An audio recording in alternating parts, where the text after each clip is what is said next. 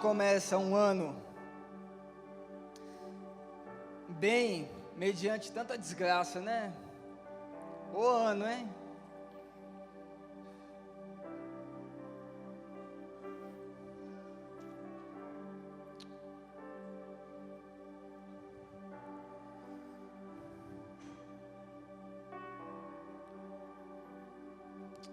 Amém.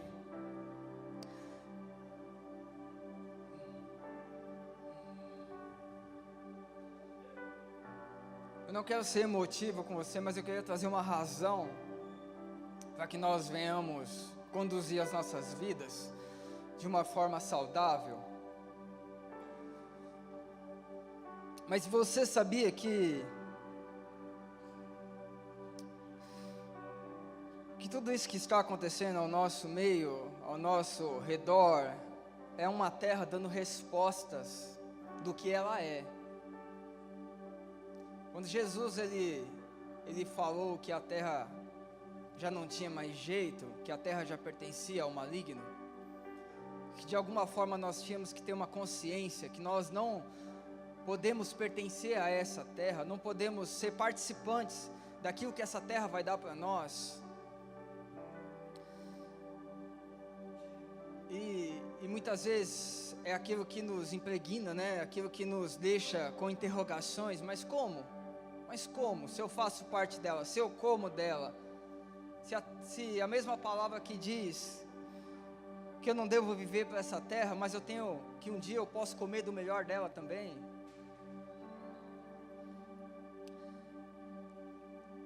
Nós, olhando os noticiários, né? Eu sou meio global, né? Eu sempre estou lendo coisas do mundo. Você sabia que o ano passado, milhares de crianças morreram na Síria por causa dos mísseis americanos?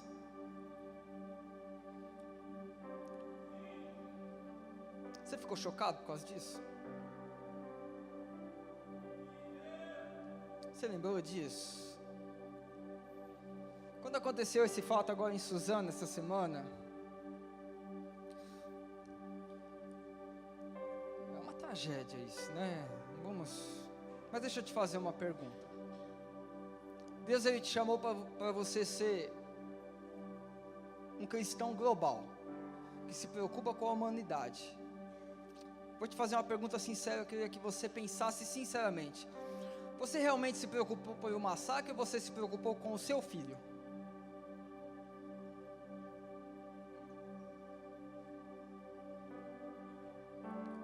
Você realmente se preocupou com os pais, com aquelas crianças? Ou você ficou com medo de mandar o seu filho para a escola no outro dia?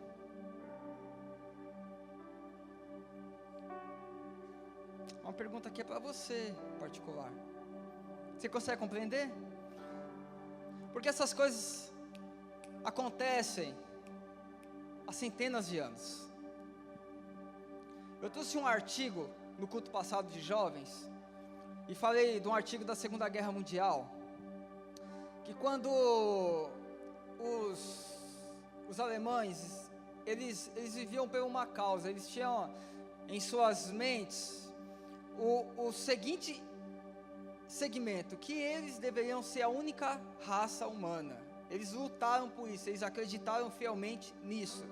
Era o objetivo de vida daquela nação, se tornar a única raça humana. Eles, em outras palavras, eles precisavam eliminar o resto da terra, só isso.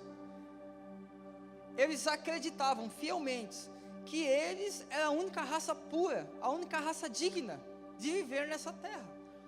E o objetivo deles não só parava no país, mas eles queriam conquistar o mundo e expandir não o conhecimento. Eles não queriam que as outras pessoas tivessem esse conhecimento. As outras pessoas não serviam para eles. Não era uma mudança de cultura. Eles tinham que eliminar as pessoas. Eles tinham que matar as pessoas. Quando veio o artigo que eu li para eles, ele cita assim: mães jogam seus filhos no rio. Foi numa pequena cidade no norte da Alemanha, aconteceu uma onda de suicídios. Suicídios não provocados pelas pessoas que quiseram se suicidar. Os pais jogaram de 700 a 1000 crianças no rio, afogadas. Os próprios pais, afogaram os seus filhos. Sabe por quê? Pelo fato da Alemanha estar perdendo a guerra. Pelo fato de simplesmente eles não conseguiram o objetivo deles. É o extremismo, da época. Por eles começarem, vinham as notícias em relação que eles não iam conseguir o objetivo deles de ser a única raça.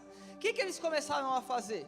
Eles começaram a afogar os seus filhos, a jogarem no rio. E quem conta esse fato foi um casal de criança que se salvou. Porque um menino olhou para sua mãe e falou: mãe, a gente não, hoje eles têm 76 anos de idade, a moça, a sobrevivente. E ela fala que ela sobreviveu porque o irmão dela falou isso para a mãe, e a mãe não teve coragem de jogar. A criancinha olhou para a mãe e falou: mãe, nós não. Aí a mãe deve ter pensado e guardou os seus filhos desse massacre cruel que aconteceu. Talvez você nunca ficou sabendo disso, ou nunca ia. Eu falo isso porque nós precisamos ser pessoas de um nível superior, não um nível terreno. Os terrenos choram com os terrenos, o superior tenta salvar os terrenos. Nós precisamos ter uma mente que não é simplesmente nós ministrarmos a casais para que eles possam ter uma família feliz, onde seus filhos são felizes, aonde eles vão ganhar dinheiro, aonde eles vão fazer as suas faculdades e vão ser todos felizes. Não é isso. Nós precisamos ser famílias fortes. Fortes em misericórdia, compaixão, amor, em doações. Eu falo que o momento da oferta é miséria. Nós sempre damos o que sobra. Se você tiver muito, você dá bastante. Se você não tiver muito, você não dá bastante. Mas isso não quer condizer com condições financeiras. Isso quer dizer em condições de corações de cada um. Quer dizer num nível elevado de egoísmo que nós somos. Nós somos egoístas. Porque quando aconteceu aquele massacre, você pensou no teu filho e falou: e se acontecer na escola do meu filho? Mas peraí, ei, presta atenção, não é isso. Não é isso. Aconteceu aquela tragédia lá em Brumadinho, E aí você pensa assim: não, trágico, coitados, não sei o que. Aí você fica uma semana mal.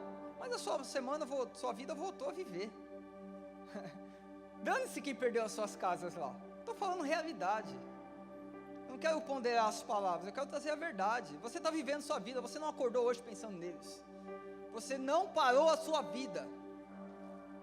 Agora, da mesma forma, aconteceu uma tragédia 2000 anos atrás.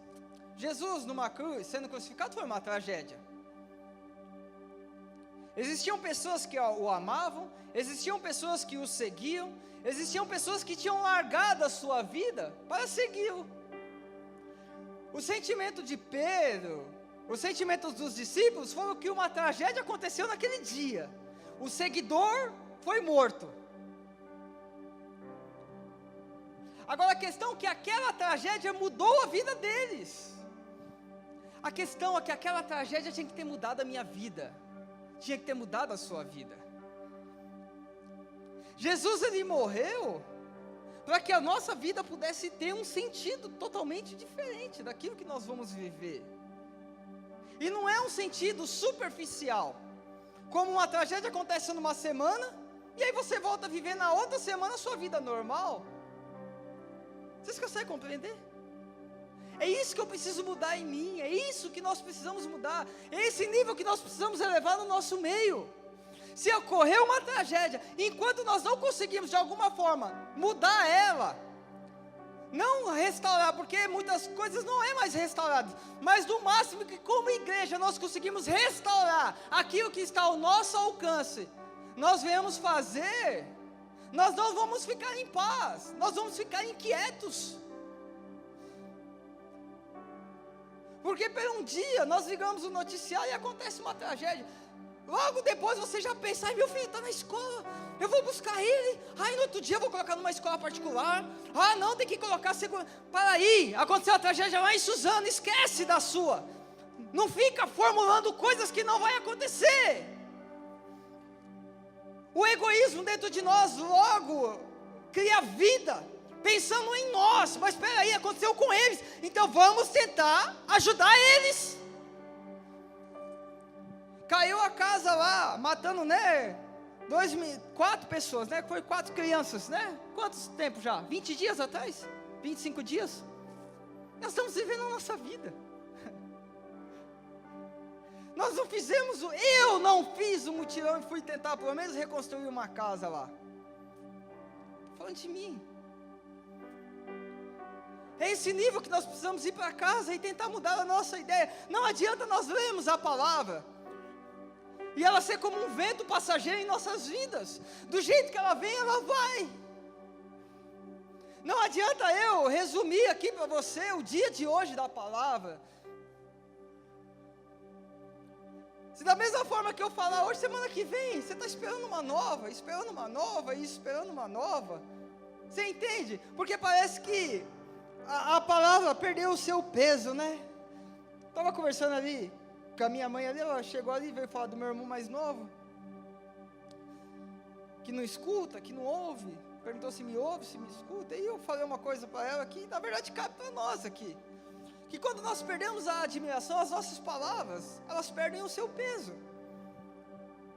Não é mais o tempo de você querer ficar corrigindo,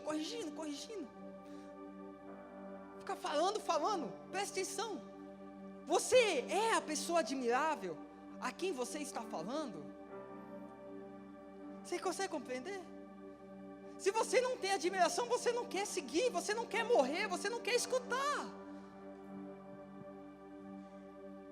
Vocês conseguem compreender? Nós estamos vivendo um nível aqui que nós começamos a se contaminar com a terra.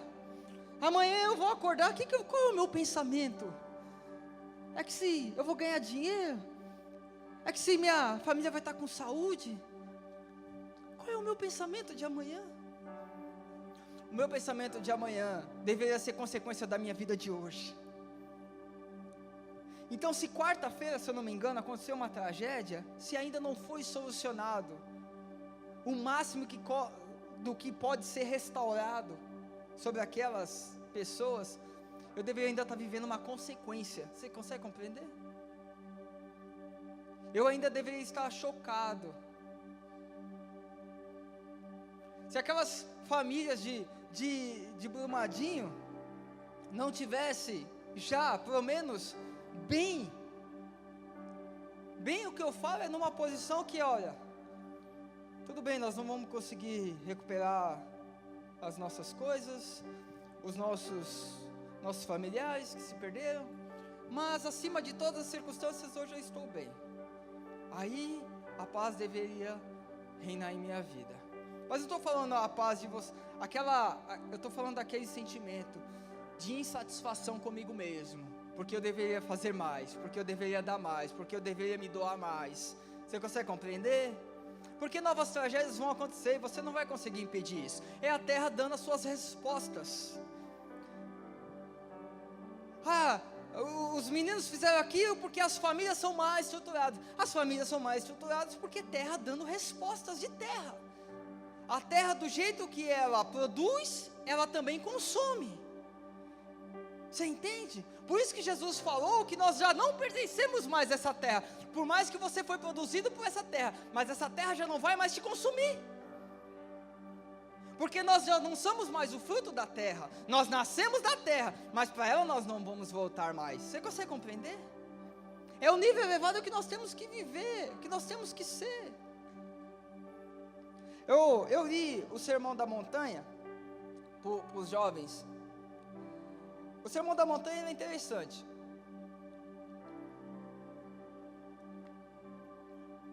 Ele começa no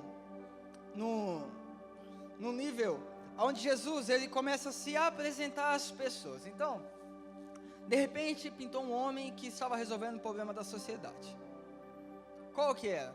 Ele estava libertando os endemoniados, ele estava curando os enfermos.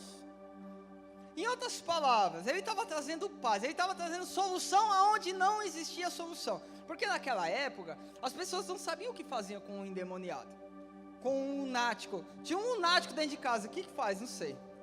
Amarra em algum lugar lá, pega uma árvore lá, amarra e a gente faz igual o cachorro, leva comida de vez em quando para ele não morrer de fome. Não tinha solução. Os enfermos, não tinha solução. De repente aparece uma pessoa que traz solução. Logo, ele ajuntou uma multidão ao redor dele. Aí, vamos parar para pensar, isso é cristianismo. Isso é Deus. Deus veio agora, vai solucionar todos os nossos problemas terrenos. Você entende? O Sermão da Montanha, ele veio para mostrar o que é cristianismo. Vamos ler, Lucas 6, no verso 20.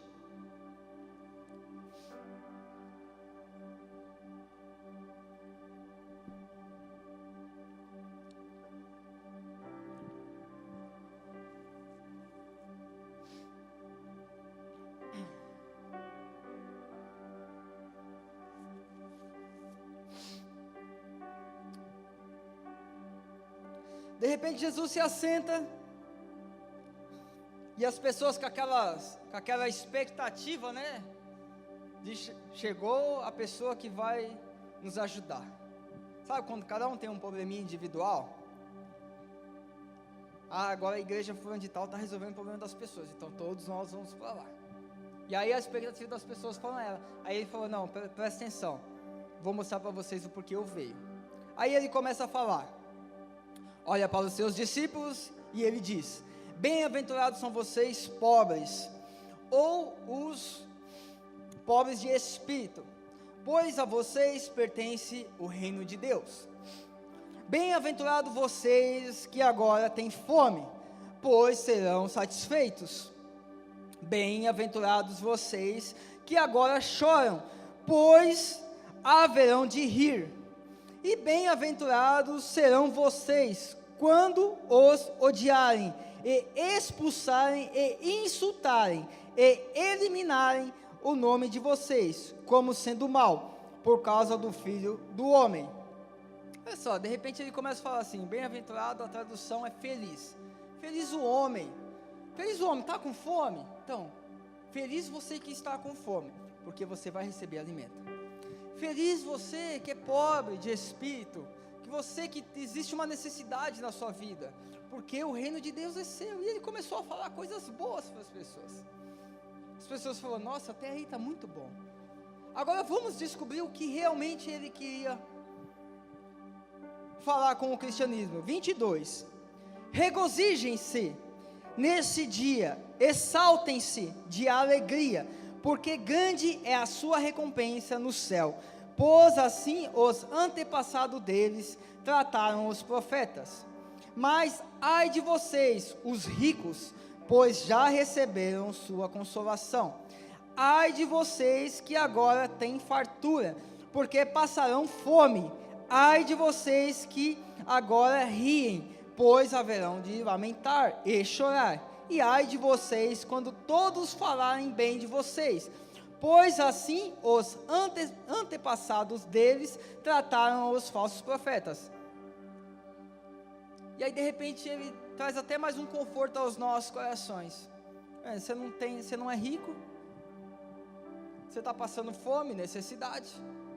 E aí ele fala, não irmão, fique em paz. Quem tem, vai passar necessidade amanhã. Mas você não, você está nessa necessidade hoje, mas amanhã você vai ter. Opa! É um evangelho que para nós está... Joinha? Está muito bem? Muito bem. E aí ele continua falando. Amor aos inimigos.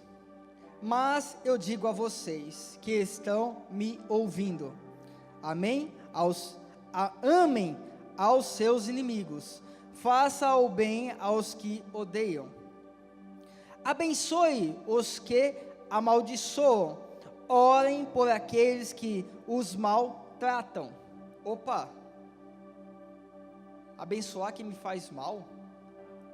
Amar quem me maltrata?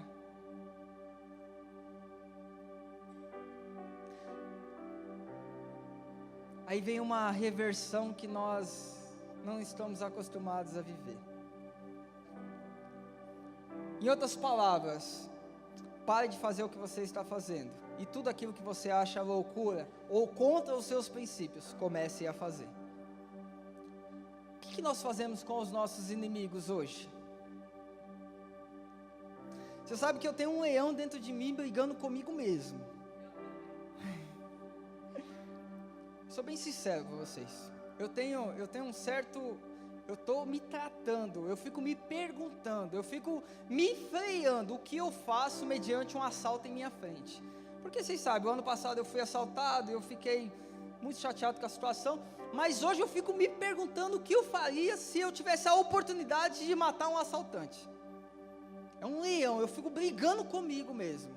Talvez para uma sociedade comum isso é o normal. Se eu tivesse a oportunidade, eu mataria. Correto? Mas eu fico lutando contra mim. Essa semana aí tentaram assaltar na frente do meu estacionamento. O cara entrou com o carro, veio 2 motoqueiros tentando assaltar, o cara conseguiu fugir. E aí ele deu ré e partiu para cima dos motoqueiros, desviou e foi embora. Primeiro pensamento que eu tive, que é o que eu estou lutando, eu tinha afundado até a lanterna traseira do meu carro neles. Você não pode falar. Não, eu estou lutando contra isso. Você entende? Foi o primeiro pensamento que eu tive. Mas o segundo pensamento é: eu estou errado. Eu preciso mudar. Eu preciso tirar esse pensamento de mim. Porque eu preciso abençoar aquele que me prejudica. Eu preciso amar aquele que me odeia. Eu preciso.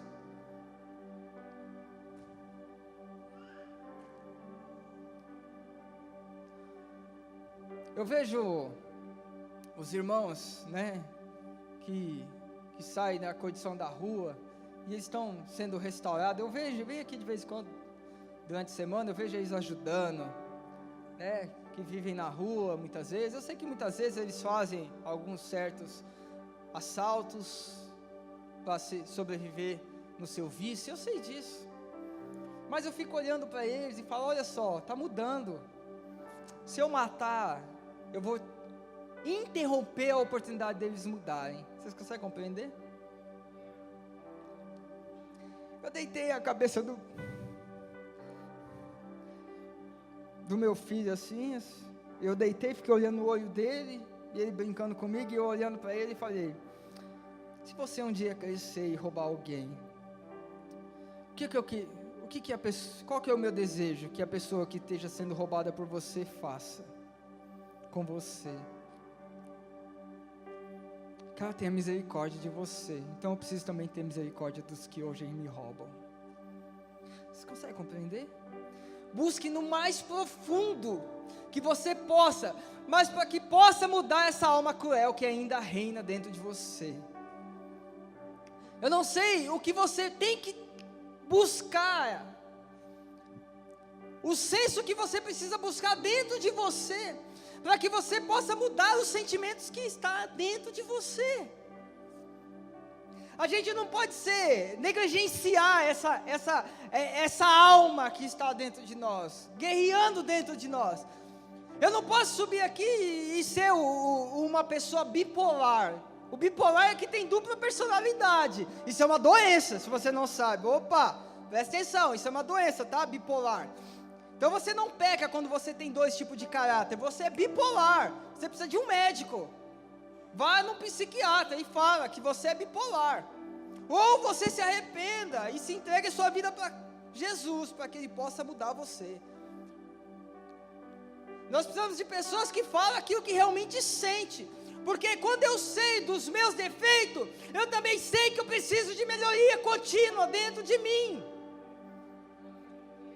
Quando eu reconheço quem eu sou, eu descubro que eu não sou a pessoa perfeita. E que eu preciso da perfeição de Cristo sobre a minha vida. É o reconhecimento. Agora você descobre, bem-aventurados os pobres de espírito. Não está falando de riqueza, de condição financeira. Está falando de pessoas humildes, que sabem quem é, sabem da sua necessidade. Então deles será o reino de Deus. Não é porque você, eu que eu sou pobre, que eu moro no bairro humilde de Mauá, então o reino de Deus é meu. Não é nada disso. Porque tem muita gente comendo mortandela e arrotando caviar. Tem muita gente orgulhosa. Tem muito adolescente jovem que cresce orgulhoso. Começa o primeiro emprego e não pensa na necessidade do pai, que se mata para pagar um aluguel, que se mata para pagar uma conta. Já vai e compra um celular caro que vai pagar 4, 5 anos. Se conseguir terminar de pagar, né? Entende? Sociedade egoísta, jovens egoístas, aonde nós vamos parar? Porque acontece uma tragédia e nós nem se movemos em oração para mudar uma situação. Mas você deve ter orado pelo teu filho. Ai Deus, protege o meu filho, cobre o meu filho. Não, você tem que fazer isso sim. Mas não era o motivo, não era o momento de você orar pelo seu filho. Era o momento de você ter orado por aquelas famílias primeiro. Uma adolescente fica grávida, aí você vai pensar na sua. Não aconteceu com a sua, aconteceu com ela. Pensa nela primeiro. Entende?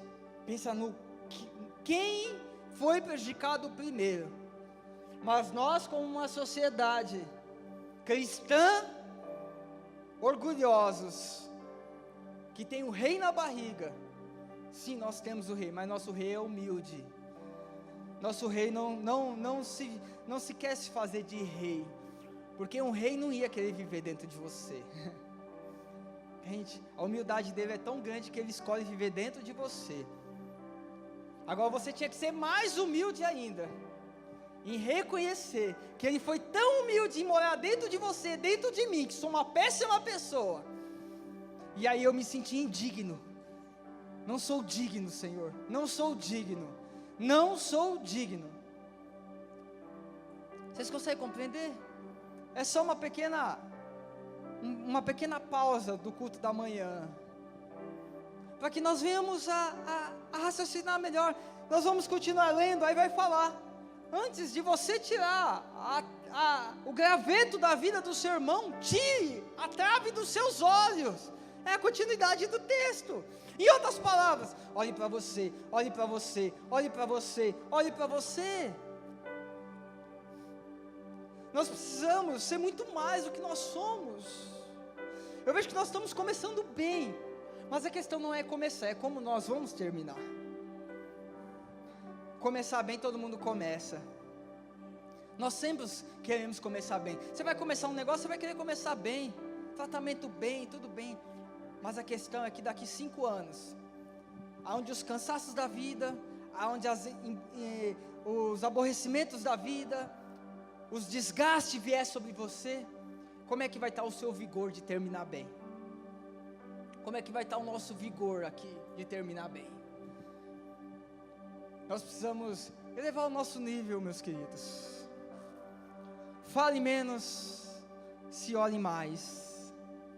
Se você não é a pessoa admirável, para que possa ensinar, busque em oração, para que Deus então comece a colocar pessoas admiráveis. Não se culpe pelos erros passados, passou. Mas a partir do ponto de hoje, seja uma pessoa melhor. Porque o sentido de você mudar e começar a ser uma pessoa melhor é os sintomas que você está arrependido. Porque não há arrependimento sem obras. Entende? Você fala, deu tudo errado, mas precisa dar certo, então começa a mudar. Porque não adianta eu reconhecer que eu sou uma má pessoa, não adianta, se eu não mudar as minhas atitudes. Não adianta eu ficar em remorsos de frente com a minha TV, se eu não me mover em nada, nem orar. Não estou falando para você pegar alguma coisa e ir lá, estou falando simplesmente para você gastar um tempo em devoção, de oração a essas pessoas. Sabe por que as crianças da Síria morrem e você não está nem aí? Vamos falar, né, o ditado popular, você anda, né, sobre isso. O Jornal Nacional passa um monte de notícias, e aí passa sobre a guerra e você não está nem aí, porque está longe de você, porque não vai pegar teu filho, porque não vai pegar você.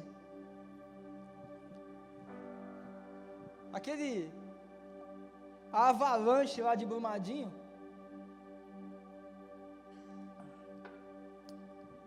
é trágico de ver, mas quando encheu São Paulo semana passada, aí você se preocupou. Sabe por quê? Porque chegou perto de você, porque você está preocupado com você, é a sua vida que importa, entende? Graças a Deus, o nosso Deus não é assim. Graças a Deus, Ele não pensou no filho dele, Ele não pensou nele. Graças a Ele, né? Que Ele pensa em nós em primeiro lugar, que Ele pensa no seu bem-estar.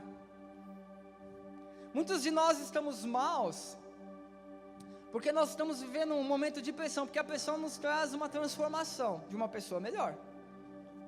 Mas quando você está no momento de ser transformado numa pessoa melhor, você desiste, porque você não quer ser uma pessoa melhor, mediante uma transformação, você quer receber de graça, porque a pressão prejudica você.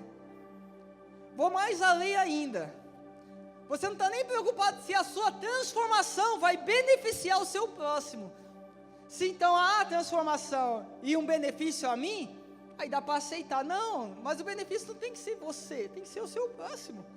Se o marido é uma pessoa melhor, não é para ele, é para a família dele. Eu sempre costumava falar, né, em aconselhamentos, a pessoa vinha, falava mal do marido ou da esposa, falava, a vida é um teatro, no dia que você mudar o seu personagem, nós não conseguimos mais fazer essa peça teatral, nós estamos brincando de Cinderela.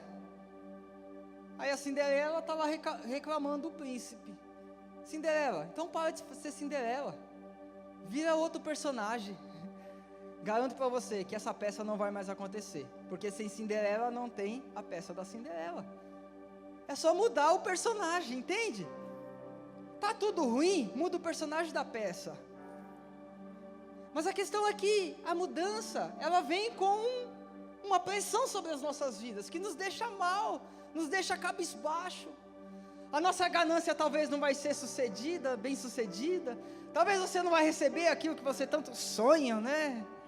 Talvez você não vai ser, né, o tio Patinha sentado no monte de moedas um dia, e aí isso te deixa mal, porque os tempos estão passando, você não está enriquecendo, e aí você está mal com tudo isso.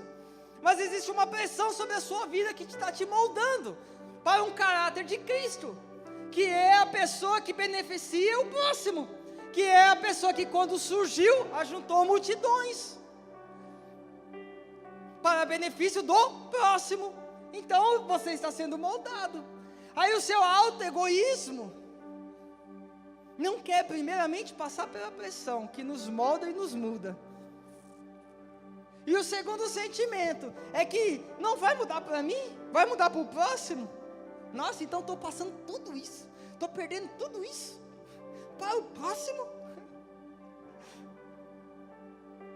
Salomão só se tornou o homem mais rico. A Bíblia diz que não houve e nem vai haver pessoa tão rica como Salomão nessa terra. Mas ele só se tornou essa dádiva, né, de riqueza, porque o coração dele era dar continuidade na obra do Pai. Ele só se tornou porque quando Deus falou, pede o que você quiser, Ele falou assim: então me dá a sabedoria para conduzir o seu povo, os seus filhos, porque eles precisam ser beneficiados em tudo isso. Você consegue compreender? As coisas só vêm para você quando você não deseja elas para você.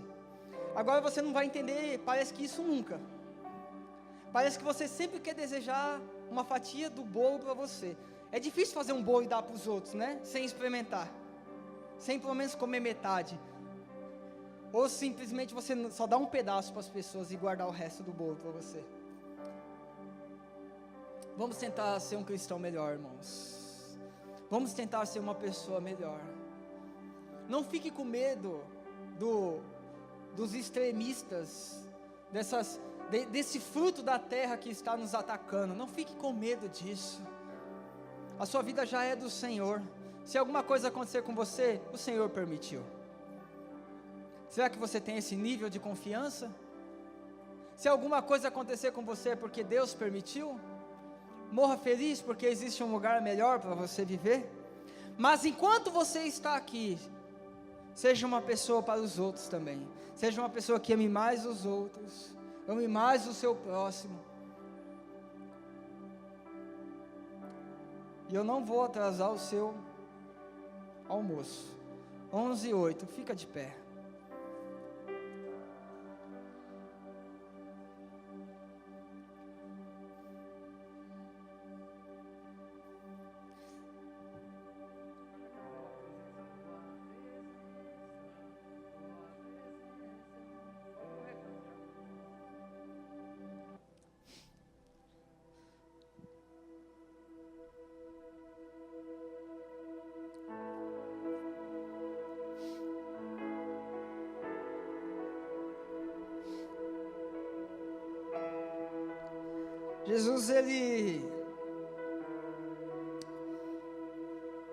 Jesus ele foi um extremista, né? Você sabe disso.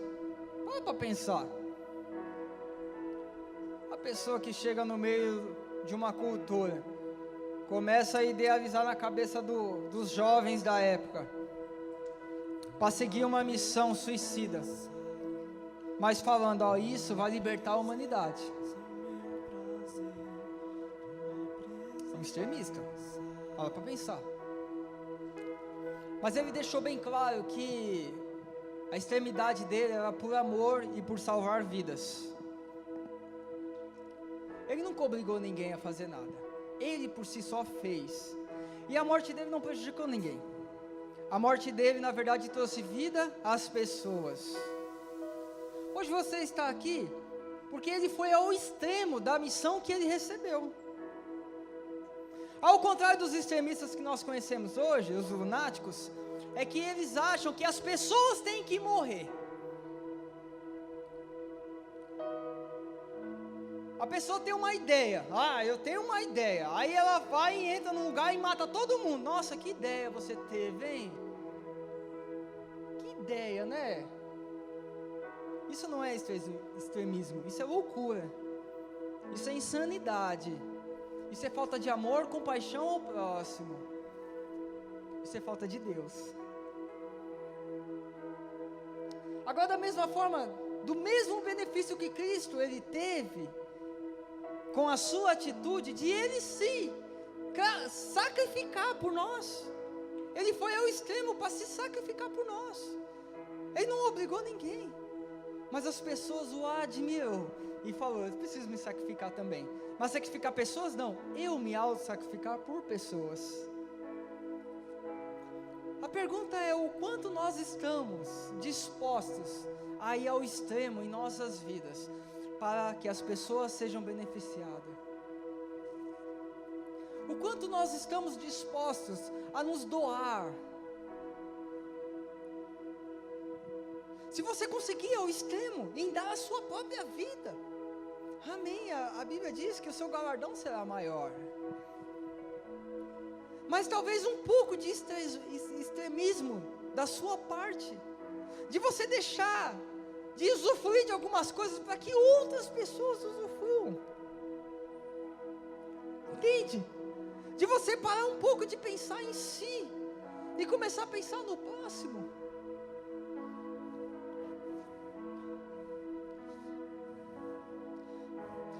vamos deixar essa guerra que existe dentro de nós, que um leão vença essa manhã. Existem gigantes, 2 gigantes dentro de nós, guerreando e lutando, é uma briga feia. Para pensar, é uma luta dentro de você que existe. Uma pessoa querendo o benefício de Deus e outra pessoa querendo o seu benefício. Mas por mais que as razões, as circunstâncias beneficiam o leão da tribo de Judá dentro de você, existem razões terrenas, razões que acabam com a sua morte, razões que vão terminar, razões ilusórias, que são ilusões, alimentando outro leão, para que ele continue a guerrear com esse leão. Por mais que nós sabemos que essa vida é uma ilusão, que da mesma forma que a nossa vida é como um sopro, do jeito que veio vai, do jeito que nós nascemos, um dia nós vamos morrer. Por mais que isso seja uma razão visível, você não precisa nem crer. Vá ao velório a sair daqui, vá ao Santa Lídia, você vai descobrir que pessoas morrem. Você não precisa de crença, você não precisa de crença, você não precisa de fé, para saber que as pessoas nascem e morrem. Mas você precisa de fé, para saber que um dia você vai habitar num lugar celestial, aonde não vai te faltar mais nada, aonde a dor não vai te alcançar. Mas você prefere ficar se agarrando na circunstância real. Você quer ir morrer um dia. Você acha que seu dia é fechar uma tampa de caixão e você ainda vai estar vendo aquilo sem poder se mover, sem poder falar nada. Nós precisamos morrer na nossa fé. Mas o morrer na nossa fé não é só o benefício de morar na terra, mas é o benefício de eu dar ao próximo, de eu amar, de eu ter compaixão, de doação. É esse o leão que está lutando dentro de mim. De em todas as minhas razões, de eu fazer o mal, de eu causar o mal, eu não faço. Eu me seguro, eu trago até as coisas mais preciosas da minha vida, para que me segure, para que eu não faça o mal. Porque eu não posso fazer o mal. Eu não posso. Porque eu não posso? Porque eu preciso que esse leão vença. Eu preciso chegar ao extremo. Eu preciso batalhar para que esse leão vença na minha vida. Entre na presença de Deus e fale com Ele. Entre na presença. É o meu prazer. Deixe que essa palavra molde o seu coração. Tua presença é o meu prazer. Você precisa alimentar esse leão. Tua presença. Alimente ele com a presença dele. Tua presença é o meu prazer. Tua presença. Tua presença é o meu prazer. Alimente o Espírito. Tua presença. Para que ele coloque cada pedra em seu Tua lugar. presença é o meu prazer. Tua presença. Tua presença é o Alimente meu prazer. Tua presença. Tua presença é o meu prazer. Tua presença. Tua presença é o meu prazer. Tua presença. Tua presença é o meu prazer. Tua presença. Tua presença é o meu prazer. Tua presença. Tua presença é o meu prazer. Tua presença. Tua presença é o meu prazer. Tua presença. Tua presença é o meu prazer. Tua presença. Tua presença é o meu prazer. Tua presença. Tua presença é o meu prazer. Tua presença, Senhor, o Santo dos esconde, só teus olhos me veem. Debaixo de tuas asas é o meu abrigo, meu lugar secreto. Só tua graça me basta e tua presença é o meu prazer. O Santo dos Santos, a fumaça me esconde, só teus olhos me veem. Debaixo de tuas asas é o meu abrigo, meu lugar secreto. Só tua graça me basta e tua presença é o meu prazer. Você sabe que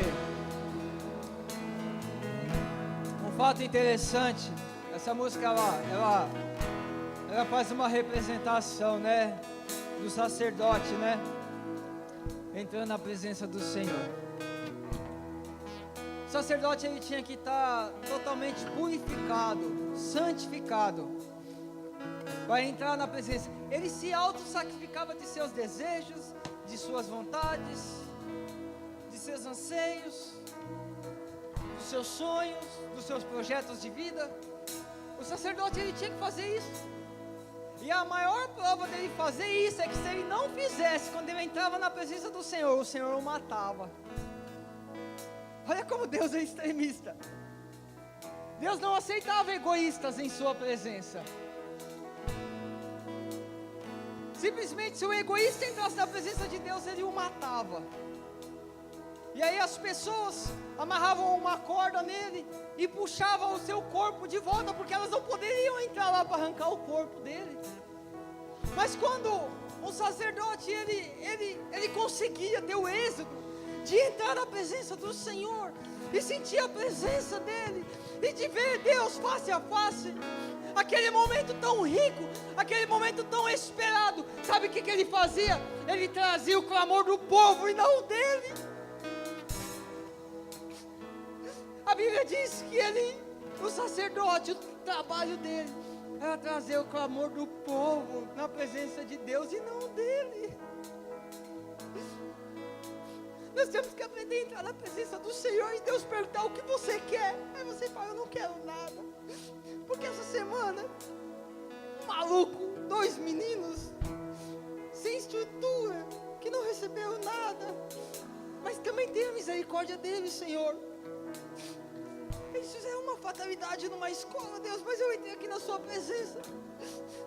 Deus, restaura o que o Senhor puder restaurar nesse fato. Deus, aconteceu uma enchente, várias pessoas estão prejudicadas, perderam tudo, Deus. Mas o que você quer? Não, Deus, eu não quero nada, o Senhor não está entendendo. Eu não quero nada. Eu não sou digno de pedir, eu não sou digno de ter. Mas me escuta, por favor. As pessoas, elas ganham pouco, elas perderam tudo, os móveis delas. Tem pessoas que perderam parentes. Deus, esses dias jogaram um míssil lá, Deus, numa escola, na Síria, mas ninguém está prestando atenção nisso, porque não importa, mas Deus para mim importa. Talvez eu nunca vá conhecer aquele lugar, talvez eu não sei o que passa realmente aquele povo, mas Deus, muda aquilo, chega, muda aquela realidade daquelas pessoas, recupera o que o Senhor pode recuperar naquele lugar. Deus, na África as pessoas morrem por uma doença. Deus, cura elas, dá alimento a elas. Tantas tragédias acontecem todos os dias no nosso meio. E quando a tragédia acontece aqui, bairros vizinhos, você vai olhar a estrutura da sua casa, se a sua casa não vai cair, meu querido, não faça isso. Não viva esse nível de cristianismo para você. O nível de cristianismo é pensar no próximo, sempre no próximo. Nós precisamos elevar isso em nós. Amém?